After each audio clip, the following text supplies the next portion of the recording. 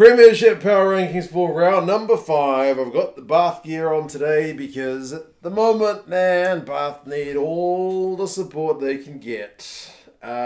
Surprise to nobody, Bath, despite going up last week on the bye, are down a spot back into last. They got absolutely hammered by Saracens. I know Saracens had some pretty bloody big name players in them, but I mean, Bath also have some pretty big name players of their own, but still, man, it's not every day you get 70 points put on you. So yeah, winless, smashed. Where to from here? I don't know, but yeah, it's not looking pretty. They are they're not the only winless team, but they're the only team to lose every game. Put it that way. Next, and into 12th. I think it's down. I will double check my notes. Indeed, down one spot. It's Worcester. The other team to kind of get really smashed at home this weekend. It was by Leicester, who are in bloody good form. So there's kind of no shame in that at the moment. But when you only pick up 3 points and the other team puts 40 odd on you, yeah, it's the 4th loss on the bounce. So they're 1-4, but their one win comes in round 1, which seems like quite a long time ago now. Another team who's been kind of down this end of the board for the whole time I've been doing the old power rankings is Bristol. They've only had the one win, and that one win was over Bath. So at this point of the season, that's not looking that special, and it's another loss, man. They're also 1-4. They're 2 losses, a win, and then 2 losses again. So yeah, they go on the bye, and it's kind of much needed at this point. You hope for their sake, they can turn things around. Although Bath were on the bye as well, and then they got absolutely given a hiding. So yeah, we will see. So yeah, Bristol are down 1. London Irish, interestingly, I've kind of managed to get up 4 spots. They were in last week, mainly because Bath were on the bye. So it kind of works out like a no result. Whereas London Irish, they haven't had a win. Bristol and Worcester have, but they've only lost 3 games instead of 4. They've had 2 draws. So it's kind of much of a muchness between them and Bristol. There's very, very little between it. But I guess their most recent result is not a loss, whereas Bristol's most recent result is a loss. So I don't feel like London Irish's results have been too bad. They probably should have won the one at the weekend against Gloucester. But I mean, yeah, they haven't been getting 70 points put on them. They haven't been getting any wins. So if they can just turn that corner, maybe they'll turn things around. The last one, this is maybe a bit of a harsh one, but Wasps have dropped a whopping 4 spots. Their record is now 2-2. So 2 wins, 2 losses. A home loss is not great, albeit against a pretty good Exeter side who's coming into some nice form. So yeah, there is, to be fair, a big gap between 9 and 10. So on my power rankings, I've got these guys. There's a big gap between Bath. Well, not a huge gap, but there's a gap between Bath and the other guys. But there's a huge gap between Wasps and everybody else. It's a little unfair that they're in that row, but that's just kind of the way it's worked out.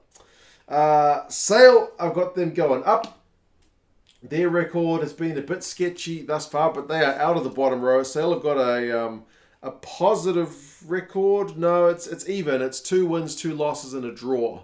So they're still kind of breaking even, but it was a good win for them over Quins, who were looking the business. So Sale kind of, maybe this is a bit of a momentum shifter for them.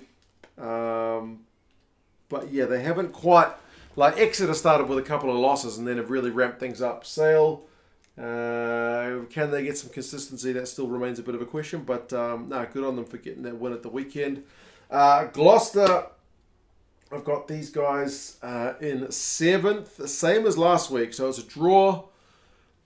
Before the game, maybe you would have said a win at London Irish if it's going to kind of prove your where you're at, I guess, for this season. It's a game you should be going to win, but given the result itself, it actually looked like a pretty decent result to get a draw because they were under the pump a wee bit. So 2 wins, 2 losses, and a draw for them, the same as Sale. But their 2 losses were round 1 and 2. That's kind of where the more recent side of things is looking slightly positive, which is maybe why I've got them where they are. Newcastle, a bit hard done by last week. They're back up 2 spots. Good win for them over Bristol. If they got a win over Bristol in round 1, I probably would have given them a bit more credit. But it's hard to say that a win over Bristol at the moment is like worth what the pre-season predictions were worth, right? I mean, it's still a good result. It was a close game. It's a home win, but they heaped some pain on a Bristol side which is struggling. So I've given them credit for it, but maybe not as much as I otherwise would have. They are 3 wins and 2 losses, so positive record for them. And Northampton coming off the bye, just with the bye, you don't go anywhere. So they've gone down, but mainly because of the teams around them have won. So Northampton, they are at 3 wins and a loss. Positive record for them. It's just unfortunate that other teams around them had some wins for the power rankings, but in the scheme of things, it's not going to matter because everyone at some point is going to go on the bye. These guys, Quins, have suffered a little bit with their first loss. They are down 2 spots, which when I first saw that, I thought that feels a bit harsh, but I guess if you're looking at the most recent 3 results, there's only the 1 win there because it's a bye, a win, and a loss, right? So we're putting a bit more weighting on the recent results, not hugely, but at least slightly. And so that means Quins have dropped 2 with their loss, which wasn't a terrible loss, but it was an away loss to Sale. Exeter, they are really cooking with gas now, man. They got 3 wins on the bounce after a couple of disappointing results in the opening couple of weeks. They are now 3-2, up 3 spots. It was an away win against Wasps, so credit to them for that. It was an entertaining game. That one was a lot of fun. Saracens are in 2nd.